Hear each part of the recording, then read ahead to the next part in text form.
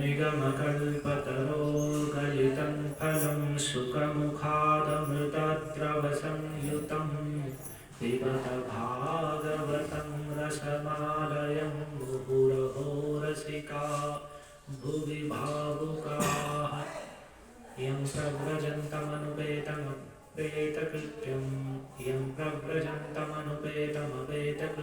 द्वैपायनो विरहकातर आजुहाव पुत्रेति तन्मयतया तरवोभिने दुस्तं सर्वभूतहृदयं मुनिमानतोऽस्मि यस्वानुभावमखिलश्रुतिहारमेघमध्यात्मदीपमतितीर्षतां तमोऽन्धम् संसारिणां करुणयाः पुराणगुह्यं तं व्याससूनुपयामि गुरुं मुनीनां स्वसुखनिभृतचेतास्तद्विदस्तान्नभावोऽप्यजितरुचिरलीलाकृष्णसारस्तदीयं विरनुतकृपया यस्तत्त्वदीपं पुराणं तमखिलविधिनग्नं व्याससूनुं नतोऽस्मि नारायणं नमस्कृत्य नरं चैव नरोत्तमं देवीं सरस्वतीं व्यासं ततो जयमुदीरयेत्।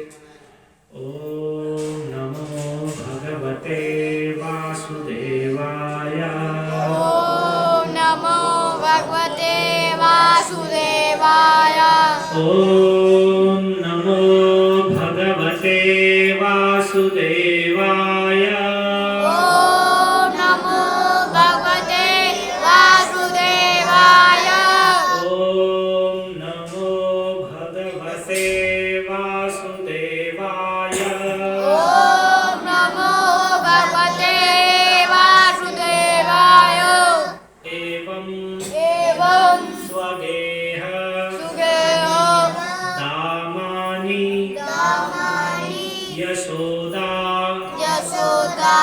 संदधति अपि गोपीनां सुस्मयन्तीनां स्मयन्ती विस्मिताभवत्। एवं स्वगेहतामानि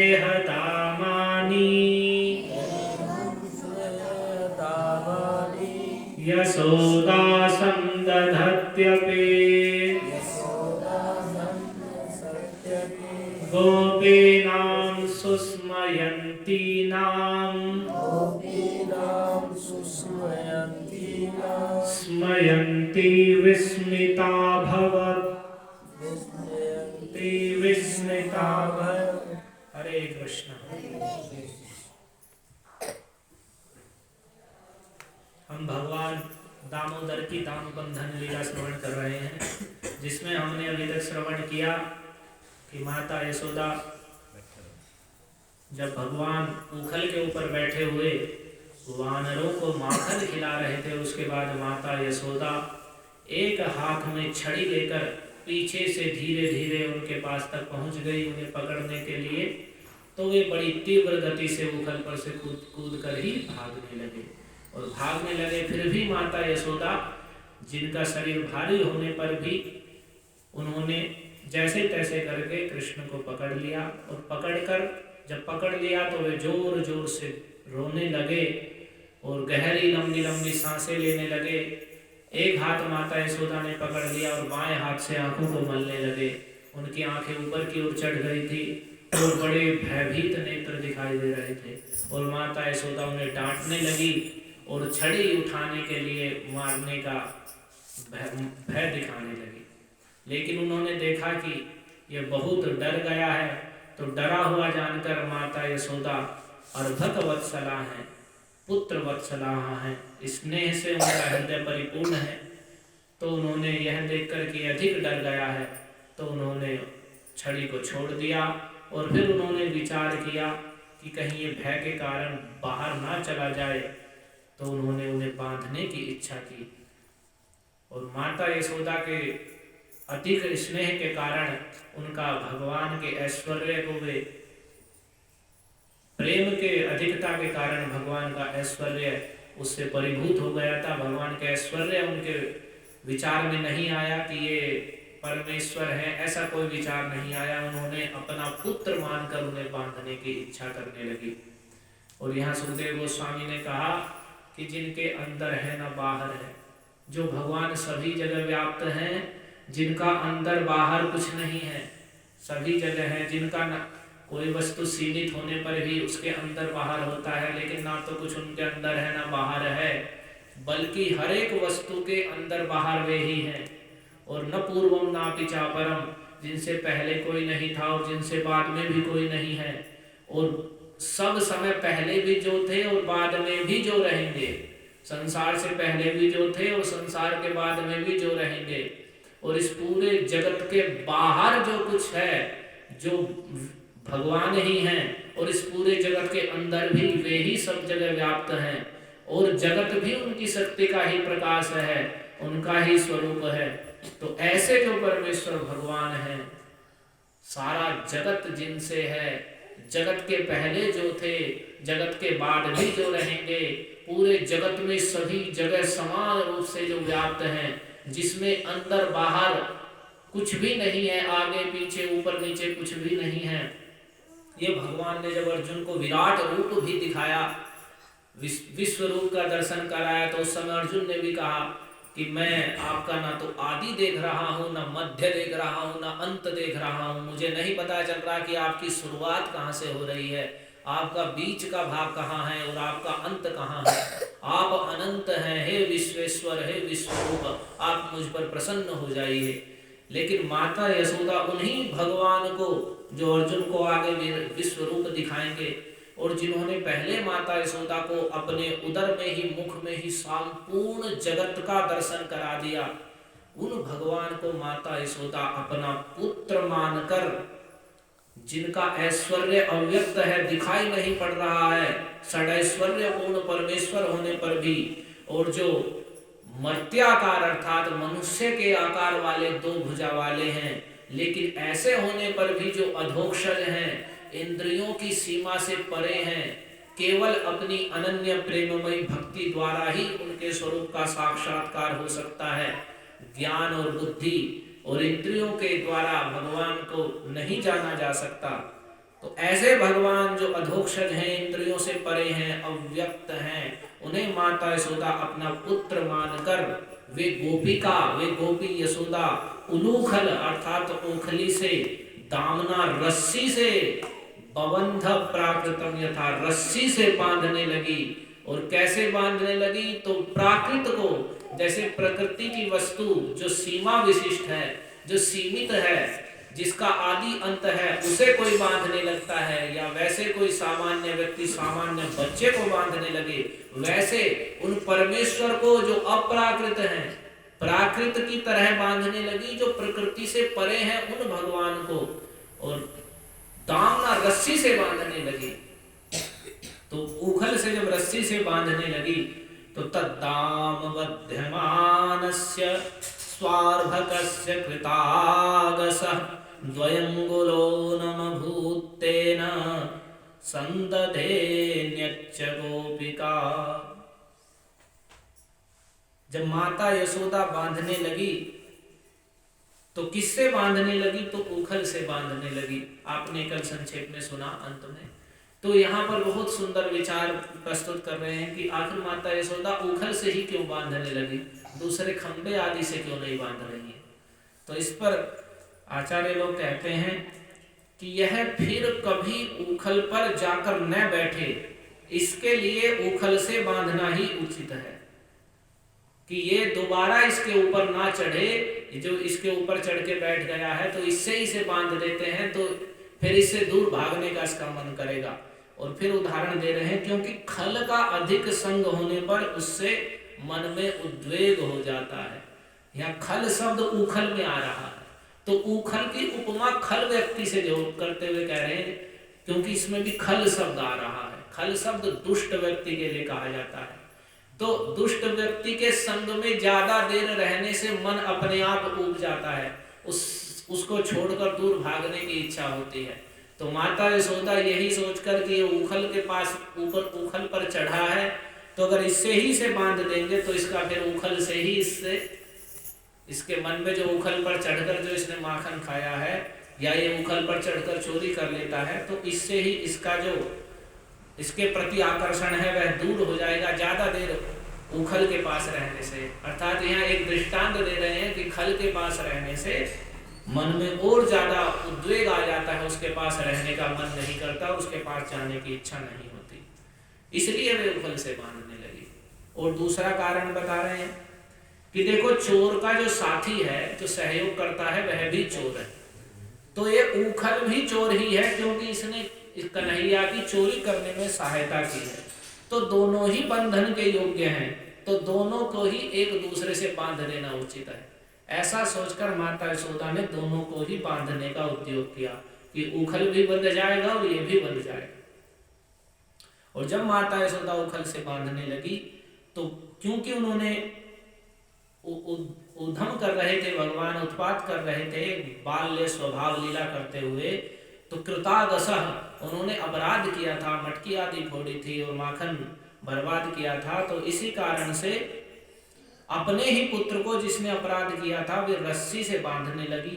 और जब रस्सी से बांधने लगी, द्वयंगुलोनम भूतेन, तो 2 अंगुल ऊन यानी छोटी पड़ गई वह रस्सी, जिस रस्सी से वे बांधने लगी। तो संदधे न्यच्च गोपिका, तो माता यशोदा फिर दूसरी रस्सी लाकर उसमें जोड़ने लगी, दूसरी रस्सी को उसमें बांध दिया। तो यहाँ कहते हैं कि पहली रस्सी से क्यों नहीं बंधे भगवान, तो इस पर उदाहरण देते हुए कहते हैं कि रस्सी को संस्कृत में गुण कहा जाता है। ध्यान से सुनिए, आज कथा कम बढ़ेगी, एक कथा में जो थोड़ी रहस्यात्मक बातें हैं वे ध्यान से सुननी है कि रस्सी, उखल और बार बार बंधने में क्या आंतरिक भाव है, उसे आचार्यों के द्वारा बताया गया है, उसे हम सुनेंगे। तो रस्सी को संस्कृत में गुण भी कहा जाता है। तो जब गुण से बांधने लगी, तो यहाँ पर कह रहे हैं माता यशोदा ज्यों-ज्यों अपने स्नेह, ममता आदि जो गुण है, कृष्ण के प्रति जो प्रेम, स्नेह है, ममता है कि मेरा पुत्र है, ऐसे गुणों के द्वारा, वे रस्सियां कुछ नहीं थी, मानो उनके जो सद्गुण हैं वे रस्सियों के रूप में थे। तो इनके द्वारा जब वे कृष्ण को बांधने लगी, पेट को बांध रही हैं, अर्थात उनके पेट को भर रही हैं, तो ऐसे गुणों के द्वारा जब वे कृष्ण का पेट भरने लगी, तो त्यों-त्यों भगवान अपनी नित्य मुक्तता, स्वतंत्रता आदि सद्गुणों से भगवान के स्वरूप को प्रकट करने लगे। कि जब माता यशोदा अपने ममता और स्नेह आदि सद्गुण रूपी रस्सी के द्वारा कृष्ण का पेट भरने लगी, तो वैसे वैसे ही भगवान अपनी नित्य मुक्तता, कि वे नित्य मुक्त हैं, बंधनों से रहित हैं, किसी प्रकार के बंधन में आने नहीं वाले हैं और स्वतंत्र हैं, ये भगवान के सद्गुण हैं। तो जैसे माता यशोदा अपने गुणों से को भगवान को अर्पित कर रही हैं, तो वैसे ही भगवान अपने सद्गुणों के द्वारा अपने स्वरूप को प्रकट कर रहे हैं। अर्थात जैसे जैसे किसी भक्त पर कोई गुण या प्रीति भगवान के प्रति होती है, वो जैसे जैसे अपने गुणों को भगवान की सेवा में लगाता है, तो वैसे ही भगवान अपने जो भगवत्ता के गुण हैं, वे सर्वतंत्र स्वतंत्र हैं, परमेश्वर हैं, उनका स्वरूप ऐश्वर्य माधुर्य, उस सब के सहित भगवान अपने स्वरूप को प्रकट करने लगते हैं। जब अपने गुणों के द्वारा कोई उन गुणों को भगवान की सेवा में लगाता है, जैसे माता यशोदा अपने स्नेह रूपी गुण रस्सी के द्वारा कृष्ण का पेट बांध रही हैं, अर्थात भर रही हैं, तो भगवान भी अपने भगवत्ता के गुण, अपने स्वरूप को प्रकाशित कर रहे हैं। फिर कह रहे हैं, जब माता यशोदा ने रस्सी बांधी और 2 अंगुल कम पड़ गई, तो फिर उन्होंने दूसरी रस्सी लाई और उसे गांठ लगाकर उससे बांधने लगी। और जब बांधने लगी, तो यदासी तदपि न्यूनम तेनान्यदपि संदधे, जब फिर दोबारा रस्सी ला के बांधी, तदपि न्यूनम, वह भी कम पड़ गई, और कम पड़ गई तो तेनान्यदपि संदधे, उसके साथ फिर उन्होंने दूसरी रस्सी लाकर भी फिर बांधी।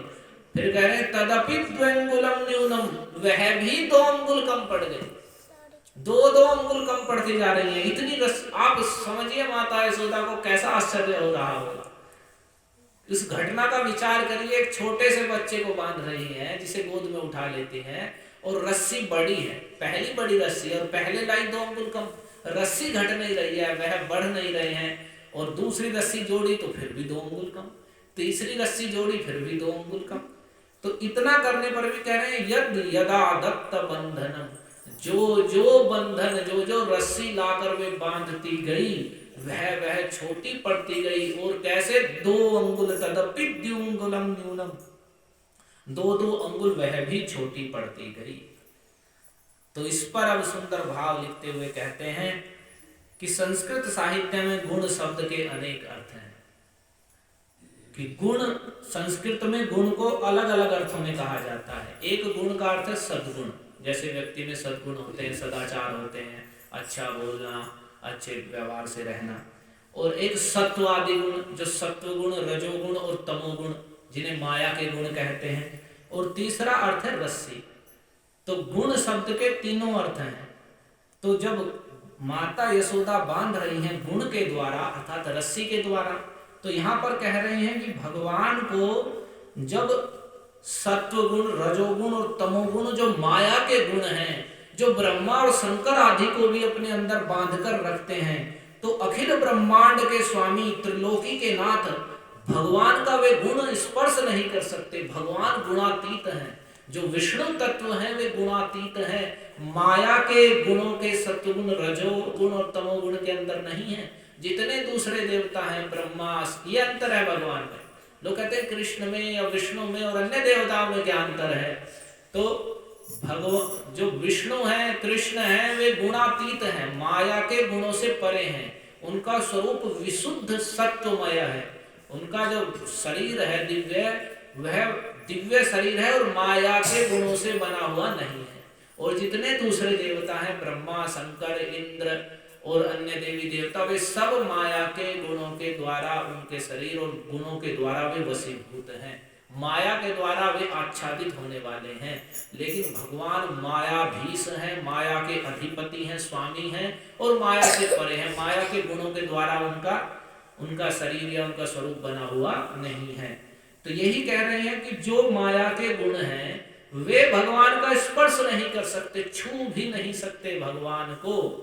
तो फिर जब माया के इतने बड़े बड़े गुण रूपी, जो रस्सी रूपी जो गुण है, सत्वगुण, रजोगुण, तमोगुण, जो सबको बस में रखते हैं, भगवान को छू नहीं सकते, तो फिर ये छोटा सा गुण, ये तो छोटा सा गुण अर्थात 2 बित्ते की रस्सी है, ये भला कैसे उन्हें बांध सकती है? ये तो छोटा सा गुण है। आपने सुना ना, गुण का अर्थ रस्सी भी होती है और गुण भी होते हैं।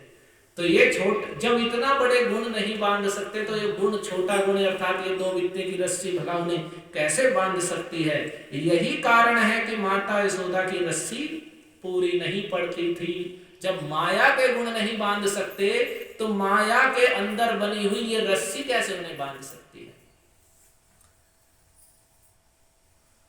और फिर दूसरा कारण बताते हैं कि संसार के विषय इंद्रियों को ही बांधने में समर्थ है। संसार की जितनी भी विषय वस्तुएं हैं वे इंद्रियों को बांध लेती हैं। इंद्रियां उन विषयों को भोगना चाहती है या उन वस्तुओं को भोगना चाहती है। ये इंद्रियां, तो वे इन इंद्रियों को बांध लेती हैं, अपने वश में कर लेती हैं। लेकिन ये तो भगवान हृदय में स्थित रहने वाले अंतर्यामी हैं और इंद्रियों के साक्षी हैं, इंद्रियों को प्रेरित करने वाले हैं। इंद्रियों को संस्कृत में कहते हैं हृषिक, और भगवान है हृषिकेश, अर्थात इंद्रियों के स्वामी हैं। तो ये इंद्रियों को ही वश में बांध सकती हैं, इंद्रियों के स्वामी भगवान को नहीं बांध सकती हैं। तो यहाँ पर कह रहे हैं ये गोबंधक अर्थात गायों को बांधने वाली रस्सियां, जो गोपति अर्थात गायों के और इंद्रियों के स्वामी हैं, उनको कैसे बांध सकती हैं? तो इसी कारण से वे रस्सियां भगवान को नहीं बांध पा रही हैं। और फिर दूसरा कह रहे हैं कि वेदांत सिद्धांत के अनुसार अध्यस्त में ही बंधन होता है, अधिष्ठान में नहीं। भगवान श्री कृष्ण का उदर अनंत कोटि ब्रह्मांडों का अधिष्ठान है, भला उसमें बंधन कैसे हो सकता है? अधिष्ठान का अर्थ है, जैसे ये जो हम पुस्तक रखी हुई है, ये इसके ऊपर रखी हुई है, तो ये अधिष्ठान है, ये अध्यस्त है, इसके ऊपर रखा हुआ है। तो जो बंधन होता है अधिष्ठान में नहीं, अध्यस्त में होता है। जिस पर आश्रित जो वस्तु ऊपर रखी गई है उसके ऊपर बंधन होता है। यानी जो संपूर्ण जगत के अधिष्ठान है भगवान, उनमें बंधन नहीं होता, और जगत उन पर जो आश्रित दूसरी वस्तुएं हैं उन पर बंधन हो सकता है। तो जो भगवान, जिनका उदर, जो भगवान का पेट है, वह सारे ब्रह्मांडों का, अनंत कोटि ब्रह्मांड, आप ब्रह्म संहिता में वर्णन है, यस्यैक निश्वसित काल मथावलंब्य जीवंति लोम विलजा जगदंडनाथा विष्णुर्महांस इह यस्य कला विशेषो गोविंदमादि पुरुषम तमहम भजामि। कह रहे हैं कि जिनकी एक सांस लेने से, छोड़ने से और फिर उसे लेने के समय में ही भगवान जो कारण सागर में महाविष्णु शयन करते हैं, पर उन भगवान के रोम रोम में से जैसे सांस छोड़ते हैं तो ऐसे ब्रह्मांड निकलते हैं, गुब्बारे जैसे। ये ब्रह्मांड जो हम, अगर आप देखिए आकाश की ओर और आपकी दृष्टि जहां तक जा सकती है और जहां तक नहीं भी जा सकती, ये अनंत जो ब्रह्मांड है, ऐसे अनंत, ऐसे जो अनंत, एक ब्रह्मांड अनंत है, अनंत का जिसका अंत नहीं पता कहां तक है, ऐसे अनंत ब्रह्मांड भगवान से निकलते हैं। यानी जिस ब्रह्मांड के अंत का हमें नहीं पता, ऐसे भी अनंत ब्रह्मांड भगवान के शरीर से उनकी एक सांस छोड़ने जैसे निकलते हैं। और जब वे दोबारा सांस लेते हैं तो उसमें जितने भी ब्रह्मा आदि जितने भी हैं, सब उस सांस के साथ ही भगवान के अंदर फिर समा जाते हैं। तो एक सांस में इतना सब कुछ हो जाता है। तो एक सांस में लेने और छोड़ने में ही अनंत कोटि ब्रह्मांड प्रकट होते हैं और उनमें समा जाते हैं। वे महाविष्णु जो कारण सागर में शयन करते हैं, जिन्हें कारणोदक साई महाविष्णु कहते हैं, वे भी भगवान गोविंद श्री कृष्ण का एक विस्तार हैं, अंश विस्तार है, कला विशेषो। वे भी इनकी एक कला विशेष है। कला कहते हैं अंश का अंश, कृष्ण के अंश है बलराम, संकर्षण, और उनका अंश कारणोदक साई महाविष्णु है। तो जिन भगवान से ब्रह्मांड उत्पन्न हो रहे हैं, वह भी भगवान का एक विस्तार है, अंश विस्तार, कला। तो वे भगवान आदि पुरुष गोविंद हैं।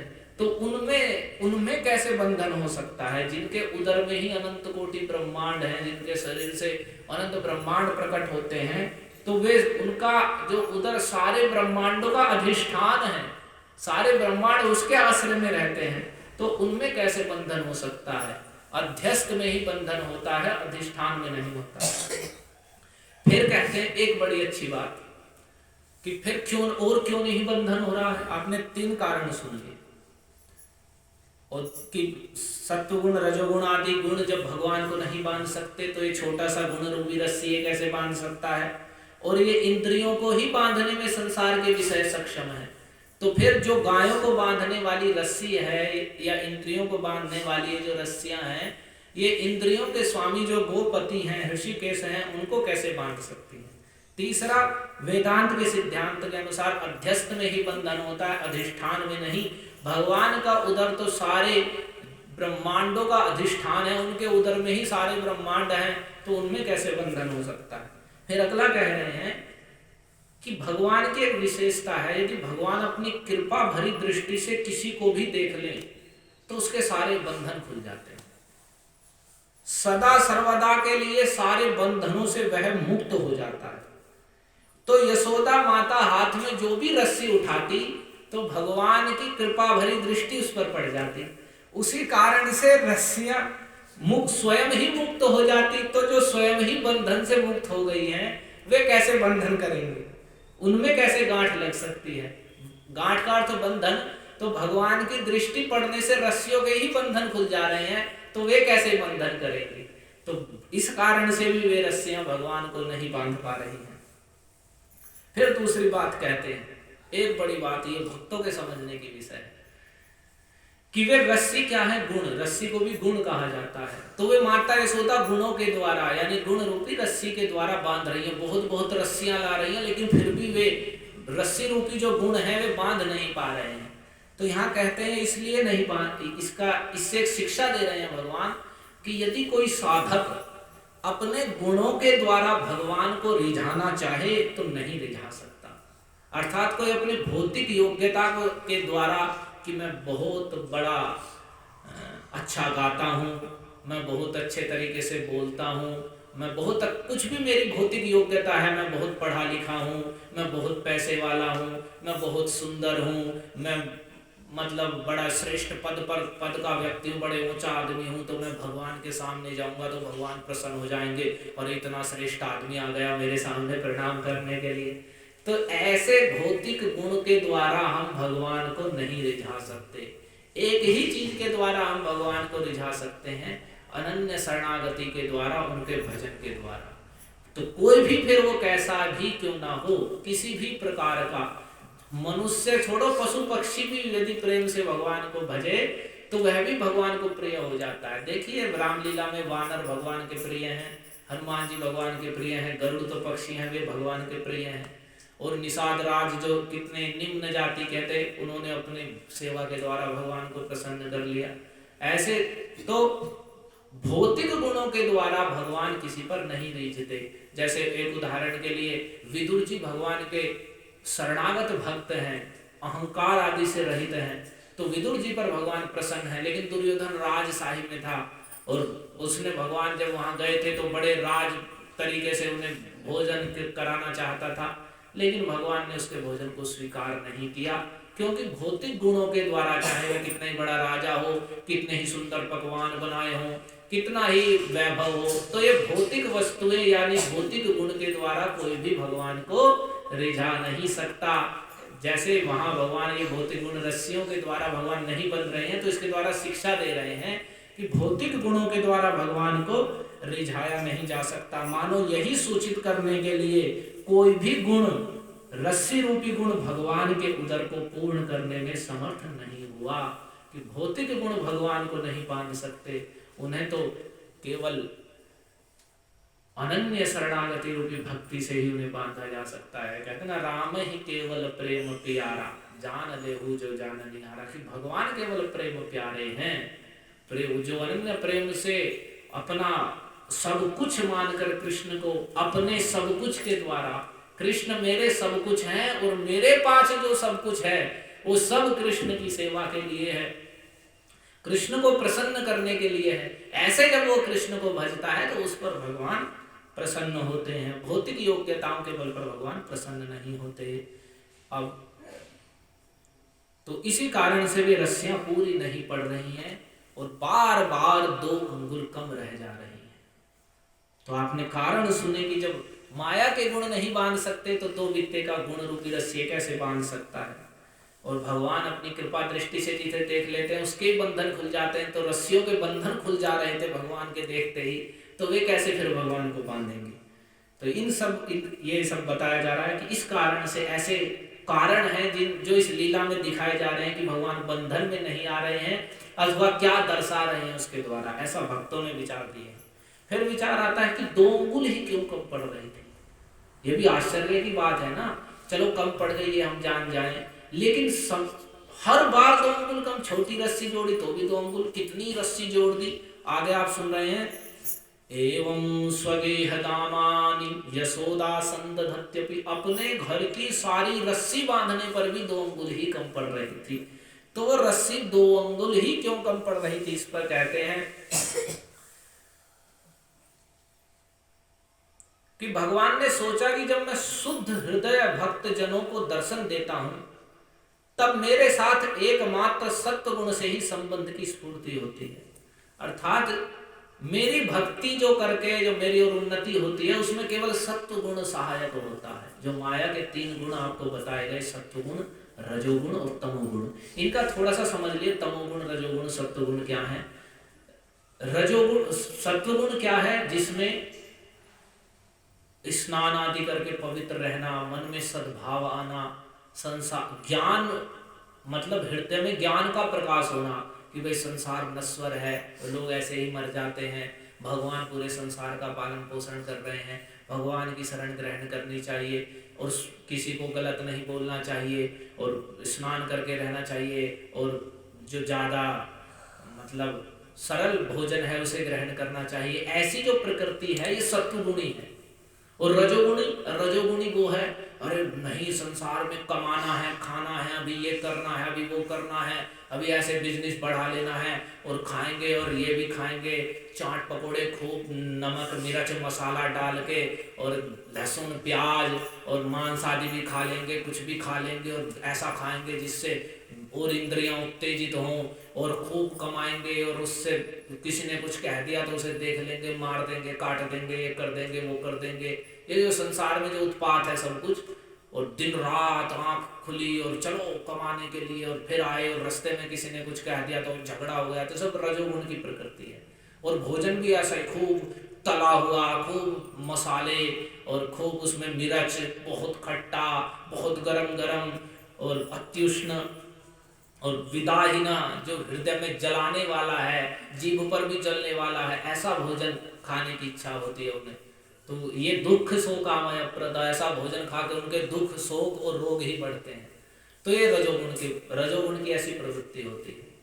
और तमोगुण का मतलब निद्रा, आलस्य, प्रमाद में पड़े हुए हैं, नशा करके पड़े हुए हैं, बस ये कुछ नहीं पता क्या हो रहा है, और सड़ा भूसा कैसे ही 2 दिन का रखा खा लिया, और किसी का भी झूठा गुट्टा ऐसे ही खा लिया, जैसे आजकल बारात में होता है, सब झूठा गुट्टा खा रहे हैं वहाँ, सब उसमें ही हाथ दे के खा रहे हैं, सब तमोगुणी। सवेरे का रखा हुआ शाम को, पिछले दिन का रखा हुआ अगले दिन तक खा रहे हैं, और उसमें भी स्वाद आ रहा है, उसमें ही आनंद मानते हैं कुछ लोग। तो वो तमोगुण है कि जो सड़ा भूसा है, जिसमें दुर्गंध आ गई है, घुस गया है, कई दिन का रखा हुआ है, ये तमोगुणी भोजन है। और इसे खाने से निद्रा, आलस्य और अज्ञानता, बिल्कुल नशा और दारू आदि पी लिया, नशे में पड़े हैं। तो ये 3 गुण हैं, इनके द्वारा सब बंधे हुए हैं। यदि आप देखेंगे तो पूरे संसार में 3 ही चीज हैं, और ये ही कम और ज्यादा मात्रा में होते हैं। किसी में रजोगुण बढ़ा हुआ है, किसी का तमोगुण बढ़ा हुआ है, तीनों रहते हैं सब में, तो किसी में सत्वगुण बढ़ा हुआ है। तो भगवान यहाँ ये कह रहे हैं कि 2 अंगुल से दिखा रहे हैं कि जो रजोगुण और तमोगुण है, इसमें रहने वाले व्यक्ति तो मेरी ओर चल ही नहीं सकते, उनकी तो वे मतलब मुझे प्राप्त नहीं कर सकते। मेरी ओर चलने का तो एकमात्र सत्वगुण में रहकर जो मेरी भक्ति की जाती है, और धीरे धीरे सत्वगुण को भी छोड़कर निर्गुण अवस्था प्राप्त होती है, तब भगवान की स्फूर्ति होती है।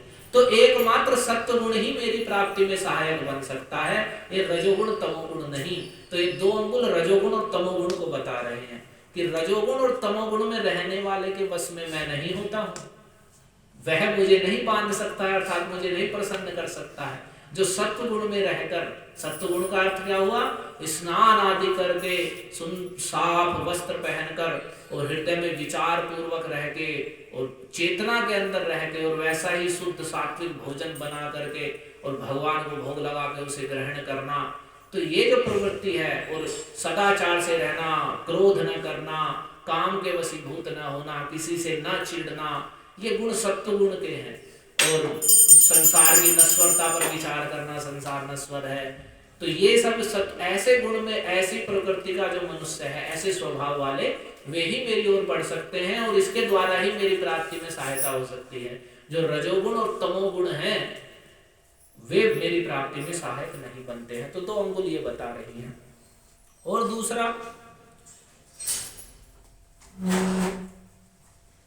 कि यशोदा माता ने छोटी बड़ी अनेकों रस्सियां अलग अलग और एक साथ भी भगवान की कमर में लगाई, परंतु वे पूरी न पड़ सकी। अब इसमें बता रहे हैं कि माता यशोदा ने एक समान रस्सियां नहीं लगाई, सारी रस्सियां लगाई, कोई बड़ी भी छोटी भी, तो कोई वे पूरी ना पड़ सकी। तो क्योंकि भगवान में छोटे बड़े का भेद नहीं है, अर्थात ये नहीं है कि भगवान ने सोचा कि अभी बड़ी रस्सी आ गई है तो इस बार बंध जाऊंगा, तो नहीं, क्योंकि छोटी हो या बड़ी सब समान है। तो आप संसार में कोई कितना बड़ा हो, कितने पद पर हो, किसी बड़ी जाति का हो, या कोई कितना छोटा है, कितना गरीब है, ये भगवान के लिए भौतिक, आपने सुना, कोई गुण मान्य नहीं रहते। भगवान के लिए सब समान है। तो छोटी बड़ी रस्सी कैसी आई, उससे भी नहीं बंधे भगवान, अर्थात सब समान है भगवान के लिए। और ऋषियों ने कहा कि भगवान के समान अनंतता, अनादिता और विभुता हम लोगों में नहीं है, इसलिए इनको बांधने की बात बंद करो। जैसे नदियां समुद्र में समा जाती हैं, वैसे ही सारे गुण, सारी रस्सियां, अनंत गुण भगवान में लीन हो गए, अपना नाम रूप खो बैठे। ये दो ही भाव सूचित करने के लिए रस्सियों में 2 अंगुल की न्यूनता हुई।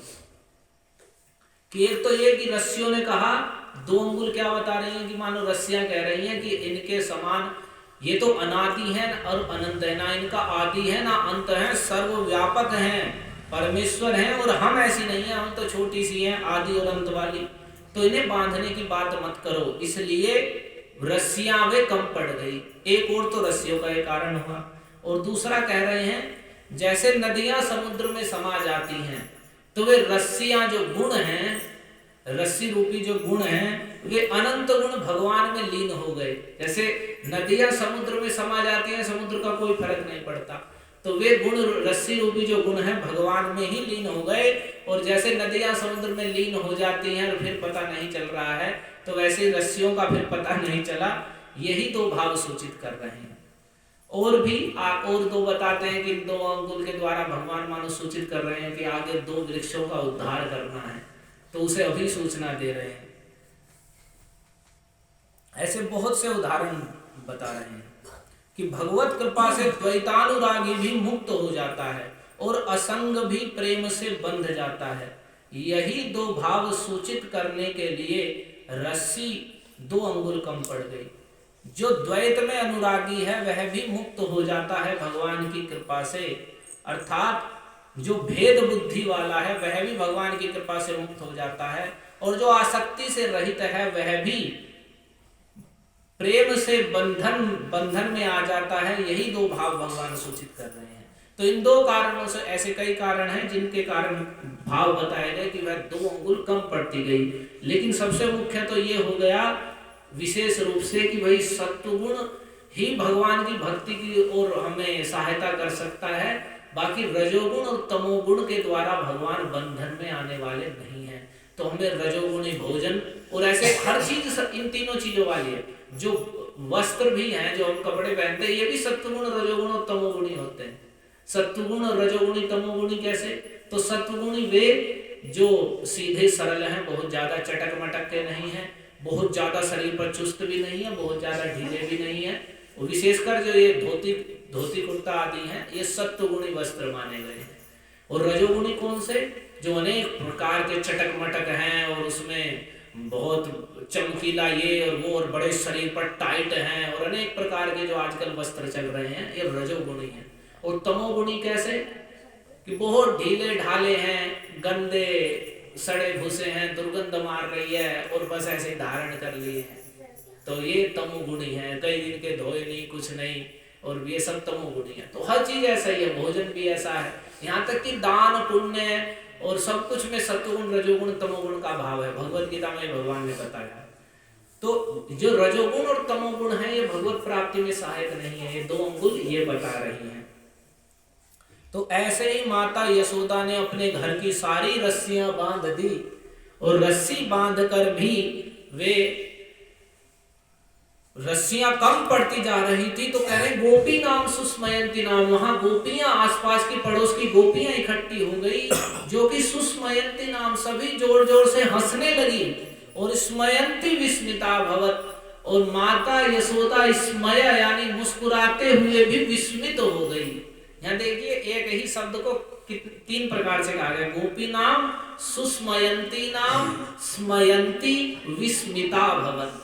स्मित कहते हैं मुस्कुराहट को, और विस्मित कहते हैं जब मुस्कान चली जाए, हक्का बक्का रह जाए आदमी, तो स्मितता से रहित है, तो आश्चर्यचकित हो जाना, यानी मुंह हक्का बक्का रह गया है। तो ये दोनों चीज एक साथ बता रहे हैं कि माता यशोदा स्मयंती, मुस्कुरा रही हैं और विस्मित हो रही हैं, अर्थात आश्चर्यचकित भी हो रही हैं, मुस्कुरा भी रही हैं। और सारी गोपियां जो आसपास की इकट्ठी हो गई, हंसने लगी। वे कह रही हैं कि देखो देखो, अब आप इसे बांधने का प्रयास मत करो। बार बार माता कह रहे ना, एवं स्वदेहता मानी, अपने घर की सारी रस्सियां ले आई, बांध दी। सोचिए कितना परिश्रम कर रही होंगी, कितनी रस्सियां होंगी, अपने घर की सारी रस्सियां बांध गई, और फिर भी वे नहीं पूरी पड़ी। तो गोपियां जोर जोर से हंस रही हैं, और वे कह रही हैं कि इस लाला के बंधन, भाग्य में बंधन नहीं लिखा है, तुम व्यर्थ परिश्रम कर रही हो, क्यों बांध रही हो इसे? और वे हंस रही हैं और माता यशोदा भी आश्चर्यचकित हो रही है, हंस रही है कि हो क्या रहा है आज, इतना प्रयास मैं कर रही हूँ, सारी रस्सियां लग गई, क्या हो रहा है, क्यों बंधन में नहीं आ रही? आश्चर्यचकित हो गई। तो आश्चर्यचकित में क्या हो रही हैं? वे मन ही मन सोच रही हैं कि इसकी कमर मुट्ठी भर की है, सैकड़ों हाथ लंबी रस्सी से यह बंध नहीं रहा है, कमर तिल मात्र भी मोटी नहीं होती है, रस्सियां एक अंगुल भी छोटी नहीं होती, फिर भी वह बंधता नहीं है। कैसा आश्चर्य है! और हर बार 2 अंगुल की ही कमी होती है, न 3 की, न 4 की, न 1 की है। कैसा लौकिक चमत्कार है! इसलिए माता यशोदा आश्चर्यचकित हो रही है। और फिर कहते हैं कि आगे कहते हैं, इस प्रकार माता यशोदा पूर्ण प्रयास करते करते पसीने से लथपथ हो गई। सोचिए, इतना परिश्रम था। कह रहे हैं, एवं स्वमातुः स्विन्न गात्राया विस्रस्त कबरस्रजः दृष्ट्वा परिश्रमं कृष्णः कृपयासीत् स्वबंधने।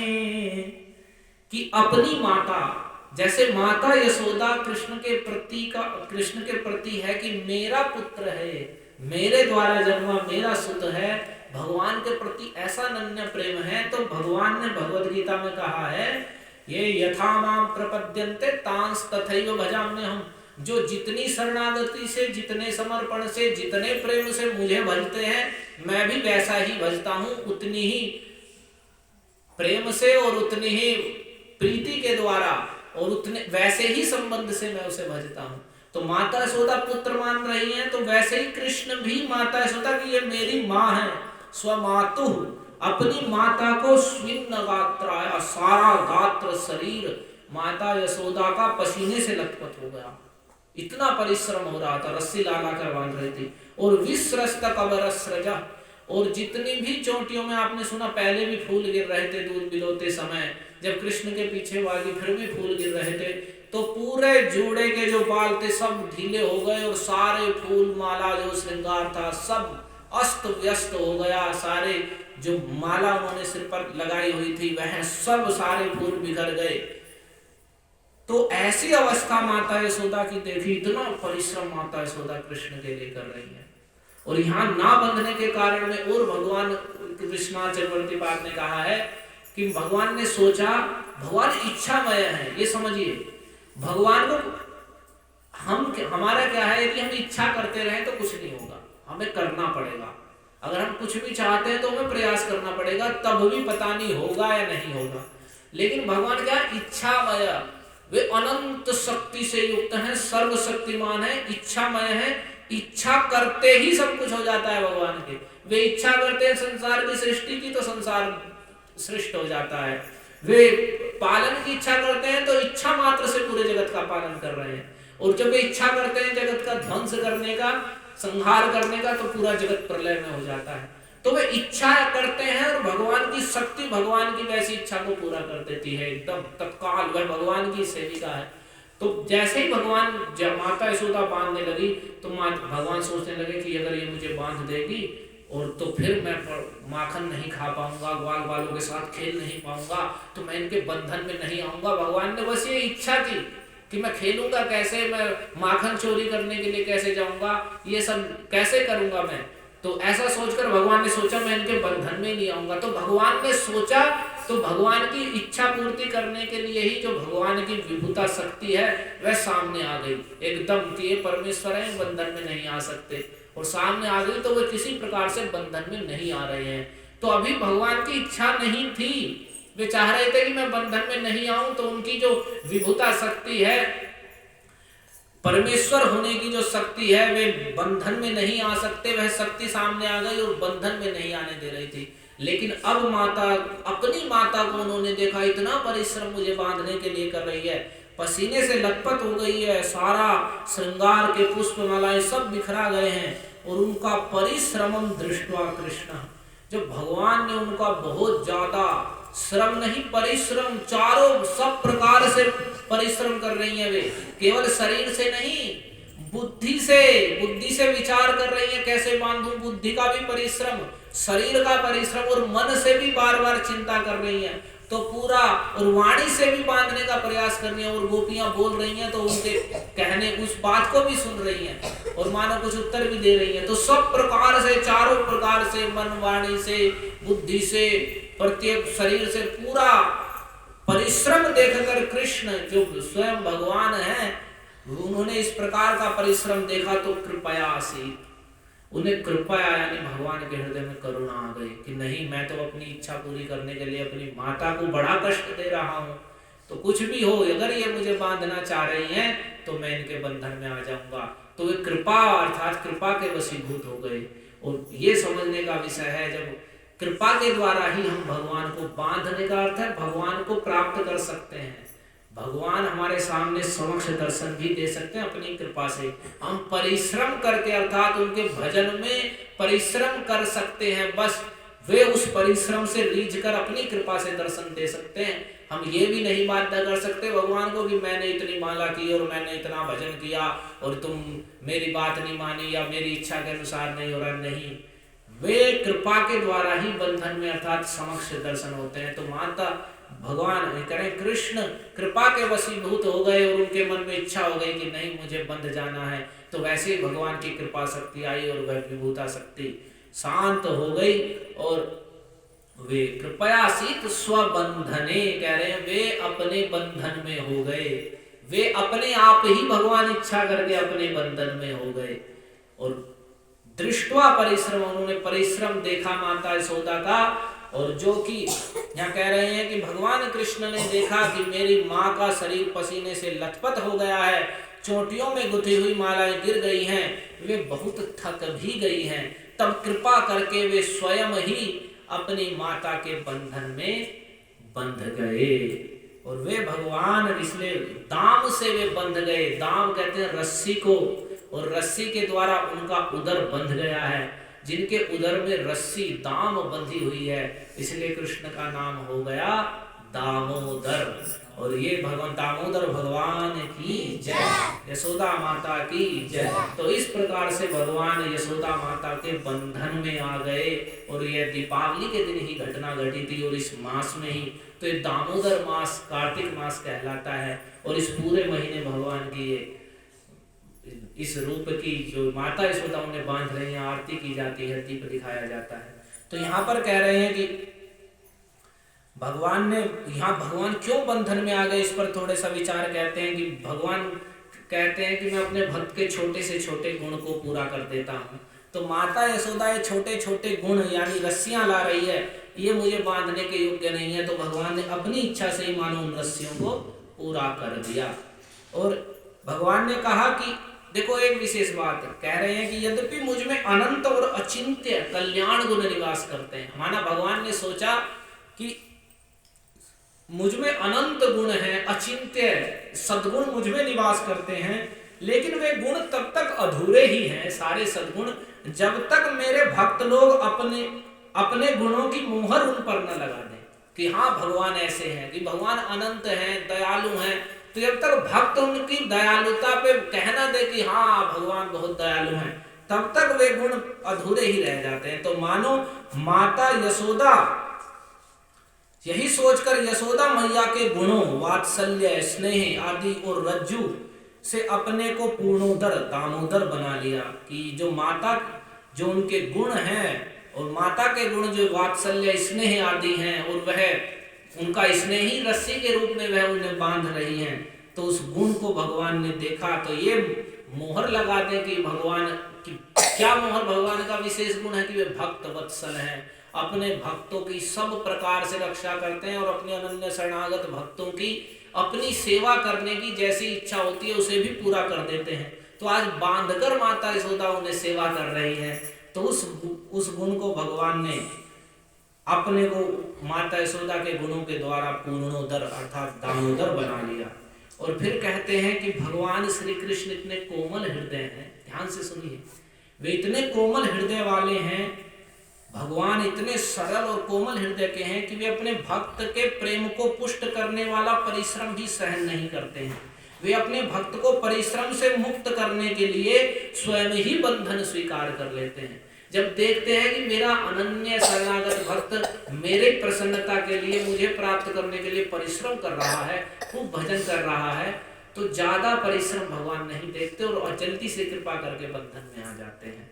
और इसकी एक घटना भी है कि जब हमारे आचार्य सनातन गोस्वामी जो गोवर्धन की प्रतिदिन परिक्रमा करते थे और वे अत्यंत वृद्ध हो गए थे, लेकिन वो गर्मी हो कुछ भी हो वे रोज गोवर्धन की परिक्रमा करते थे। तो जब ऐसे परिक्रमा करते थे तो एक दिन अचानक जब वृद्ध अवस्था में थे, चला नहीं गया और धूप भी बहुत पड़ रही थी, तो चलने में समस्या हो रही थी, वे ऐसे ही बैठ गए। और बैठ गए तो भगवान से रहा नहीं गया और भगवान आए गोप बालक के रूप में और उनके ऊपर अपने वस्त्र के द्वारा छाया करी और बोले कि बाबा तुम इतना क्यों परिश्रम करते हो? बोले कि नहीं, मैं गोवर्धन परिक्रमा करता हूँ, इसके बिना मुझसे रहा नहीं जाता। मैं प्रतिदिन गोवर्धन की परिक्रमा इसलिए करता हूँ क्योंकि अब तो तुम बूढ़े हो गए हो, छोड़ दो, परिक्रमा मत करो। बोले नहीं, जब तक प्राण है मैं अपना पूरा प्रयास करूंगा। तो भगवान से रहा नहीं गया तो भगवान अपने स्वरूप में प्रकट हुए और उन्हें एक शिला दे दी, मतलब एक गोवर्धन की शिला दे दिया, एक बड़ा सा पत्थर शिला देकर ऐसी शिला दी जिसपे भगवान का चरण की छाप थी, भगवान की लकुटी अर्थात लकड़ी की छाप थी, गायों के चरण की छाप थी और वंशी की भी चरण की छाप थी। और उन्हें दे दिया और उनसे कहा तुम इसकी ही परिक्रमा कर लेना, 4 परिक्रमा गोवर्धन परिक्रमा हो जाएगी बस। तो वो दामोदर राधा दामोदर मंदिर में रखी हुई है आज भी शिला वृंदावन में। तो भगवान अपने भक्तों का परिश्रम सहन नहीं करते और जल्दी ही बंधन में आ जाते हैं। और फिर कहते हैं कि भगवान किसी की शक्ति साधन या सामग्री से नहीं बंधते। यशोदा जी के हाथों श्याम सुंदर को न बंधते देखकर पास पड़ोस की ग्वालिनें इकट्ठी हो गई और कहने लगी, यशोदा जी लाला की कमर तो मुट्ठी भर की ही है और छोटी सी किंकिणी उनमें रुंझुन कर रही है। अब यह इतनी रस्सियों से नहीं बंधता तो जान पड़ता है कि विधाता ने इसके ललाट में बंधन लिखा ही नहीं, इसलिए तुम यह सारा परिश्रम छोड़ दो, विधाता ने इसे बंधन नहीं लिखा है। तो यशोदा मैया ने कहा कि चाहे संध्या हो जाए, सांझ हो जाए, रात हो जाए, गांव भर की रस्सी क्यों न इकट्ठी करनी पड़े, पर मैं आज इसे बांध कर ही छोड़ूंगी। मैया यशोदा का यह हठ देखकर भगवान ने अपना हठ छोड़ दिया। और जहां भगवान और भक्त के हठ में विरोध होता है तो वहां भक्त का ही हठ पूरा होता है। भगवान बंधते हैं तब जब भक्त की थकान देखकर कृपा परवश हो जाते हैं। भक्त के श्रम और भगवान की कृपा की कमी ही 2 अंगुल की कमी है। एक और कह रहे हैं कि 2 अंगुल की कमी क्या बता रही थी कि परिश्रम की कमी है और भगवान की कृपा की दोनों ओर से अभी कमी है। तो एक ओर से तो यहाँ परिश्रम की कमी है और दूसरी अंगुल बता रही है कि अभी भगवान की कृपा नहीं कर रहे हैं, तो ये 2 कमी है। तो ये 2 कमी जब तक पूरी नहीं होती तब तक भगवान बंधन में नहीं आते अर्थात प्रसन्न नहीं होते। जब भक्त परिश्रम करता है उनके भजन में निरंतर तो भगवान अपनी कृपा करते हैं तो ये 2 अंगुल पूरी हो जाती हैं। तो जब माता यशोदा अथवा जब भक्त अहंकार करता है कि मैं भगवान को बांध लूंगा, तब वह उससे 1 अंगुल दूर पड़ जाता है, वह भगवान से 1 अंगुल दूर हो जाता है और भक्त की नकल करने वाले भगवान भी 1 अंगुल दूर हो जाते हैं। जब माता यशोदा थक गई, उनका शरीर पसीने से लथपथ हो गया, तब भगवान की सर्व शक्ति चक्रवर्तिनी जो सारी शक्तियों में सबसे श्रेष्ठ है, वह परम भास्वती भगवती कृपा शक्ति ने भगवान के हृदय को माखन के समान द्रवित कर दिया और स्वयं प्रकट होकर उसने भगवान की सत्य संकल्पिता और विभुता अर्थात परमेश्वरता और सर्वव्यापकता को अंतर्हित कर दिया, ढक दिया और कृपा शक्ति के द्वारा जो उनका ऐश्वर्य था वह ढक गया और भगवान माता यशोदा के बंधन में आ गए। हरे कृष्णा कृष्णा कृष्णा हरे हरे, हरे राम राम राम हरे हरे। तो ये जो आप ये पढ़ते हैं 2 श्लोक, समय तो हो रहा है लेकिन ये जो 2 दामोदर अष्टक में पढ़ते हैं, इसमें 2 श्लोकों में इस पूरी लीला का गान किया गया है। नमामि स्वरम सत्य, ध्यान से देखिए ऊपर लिखा हुआ है, एक शब्द उसमें देखते रहिए। तो पहले कह रहे हैं सत्यव्रत मुनि ने लिखा है, कह रहे हैं नमामि मैं नमस्कार करता हूं ईश्वरम परमेश्वर को। कौन है वे? सच्चिदानंद रूपम, वे सत्य चित्त और आनंदमय रूप वाले हैं। तो वे सत्यचित आनंद रूप वाले परमेश्वर को नमस्कार करता हूं। नमामि स्वरम सच्चिदानंद रूपम लसत कुंडलम गोकुले भ्राजमानम, जो सुंदर कुंडल धारण किए हुए हैं और गोकुल में अपने सुंदर वेशभूषा के कारण अतिशय सुशोभित हो रहे हैं, उन भगवान को मैं नमस्कार करता हूं। और फिर कह रहे हैं यशोदा भी ओलू खला धावमानम, ऐसे परमेश्वर कैसे हैं जो गोकुल में सुशोभित हैं, कानों में सुंदर कुंडल शोभा पा रहे हैं। तो यशोदा जी के भय से वे उखल से दौड़ रहे हैं। यशोदा जी के भय से भयभीत होकर उलूखल से यानी ओखल से कूदकर धावमानम, जो दौड़ रहे हैं, उनको नमस्कार करता हूं। और ऐसे दौड़ते हुए परामृष्टम अत्यंत तो द्रुत्य गोप्या, और द्रुत्य या अर्थात उनसे भी तेज दौड़कर माता यशोदा ने परामृष्टम अत्यंततः यानी बहुत देर के बाद अंत में जाते जाते उनसे भी कुछ तेज शीघ्रता पूर्वक करके उन्हें परामृष्ट अर्थात उनकी पीठ को पकड़ ही लिया, पीछे से उन्हें पकड़ ही लिया। तो ऐसे भगवान को मैं नमस्कार करता हूं। परामृष्टम अर्थात पकड़ लिया, पीछे से पकड़ लिया, अत्यंत तो अंत में जाकर द्रुत्य गोपिया, कुछ तेज दौड़कर गोपी यशोदा जी के द्वारा, तो उन भगवान सच्चिदानंद रूप को नमस्कार करता हूं। और फिर आगे का वर्णन कर दे रहे रुदंतम मुहुर्नेत्र युग्मम मृजंतम, वे रो रहे हैं मुहुर्नेत्र युग्मम मृजंतम कराम्भोज युग्मेन सातंक नेत्रम, कि वे अपने कराम्भोज युग्म अपने दोनों हाथों से जो कमल के समान अतिशय कोमल हैं, ऐसे सुंदर सुंदर कर कमलों से अपने दोनों नेत्रों को मल रहे हैं, बार बार मल रहे हैं, रो रहे हैं, उनको नमस्कार करता हूं। सातंक नेत्रम, उनके नेत्र आतंकित हैं, भयभीत हैं, उनको नमस्कार कर रहा हूं। मुहुश्वासकम पत्रिरेकांक कंठ स्थित ग्रैव दामोदरम भक्तिबद्धम, बार बार तेज तेज सांस लेने से उनके जो गले में लंबी लंबी वे सांस ले रहे हैं तो कंपित हो रहे हैं, और उनके कंठ में 3 रेखाएं हैं जो भगवान के सुंदर कंठ की सुंदर शोभा है।